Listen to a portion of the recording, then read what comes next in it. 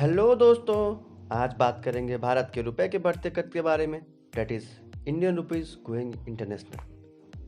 रुपया का वैल्यू उठ रहा है, गिर रहा है, अप डाउन।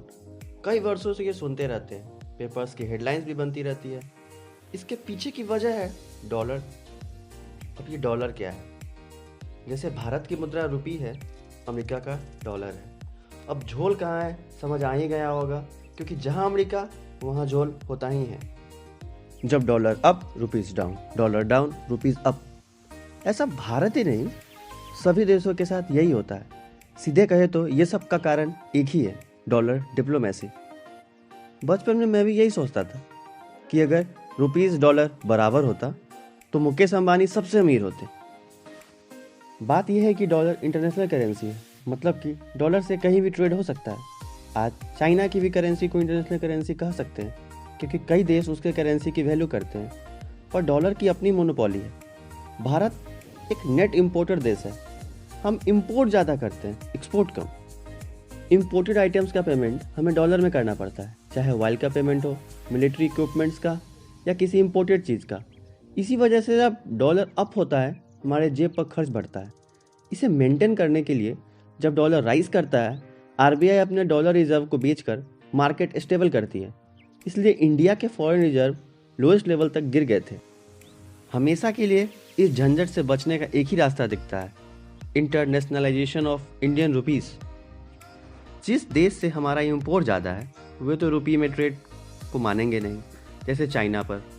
जो देश हमसे इंपोर्ट ज़्यादा करते हैं या कहे हम पे डिपेंड ज़्यादा है अपने सप्लाई रिक्वायरमेंट्स के लेकर, वैसे देशों को हम मना सकते हैं कि वो रुपीज़ में ट्रेड करें।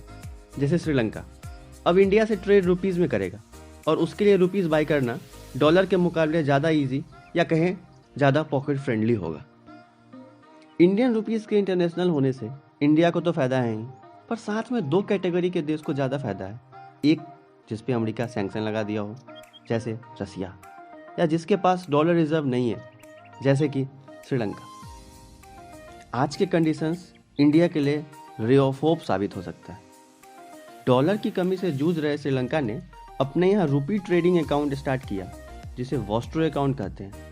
CBSL central bank of Sri Lanka ने आरबीआई से आग्रह किया है कि श्रीलंका में इंडियन रुपीज़ को फॉरेन करेंसी का मान्यता दे।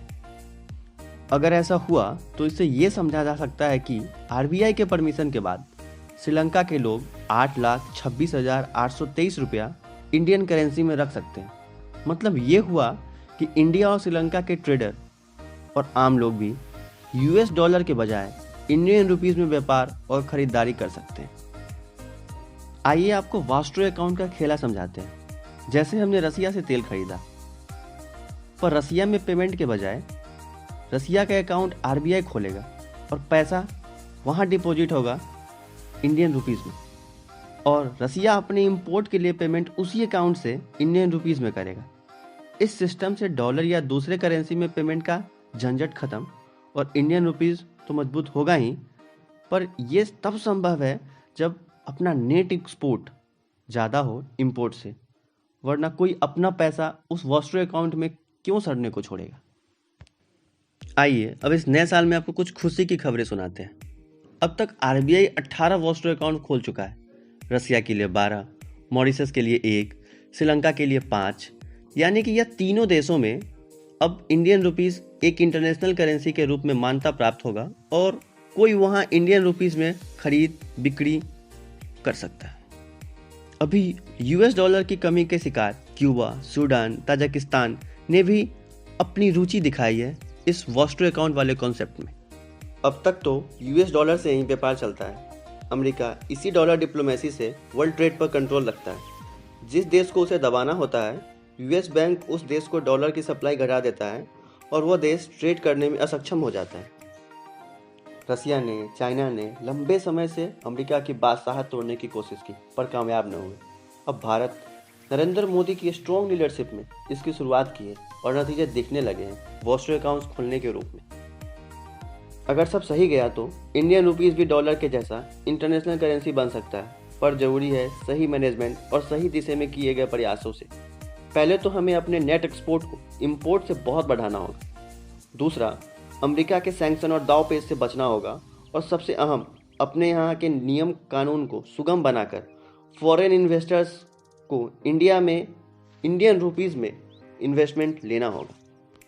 फॉरेन मिनिस्टर्स के डिप्लोमेटिक जवाब और भारत के बढ़ते कदम से आशा बढ़ती ही जा रही है। अब वक्त है इसे अंजाम तक पहुंचाने की। यह खबर आपके लिए लिखी हुई हमने है, पढ़ी हुई हमने है। इसी के साथ सी यू सून, और हाँ, वो लाइक शेयर सब्सक्राइब देख लीजिए। धन्यवाद।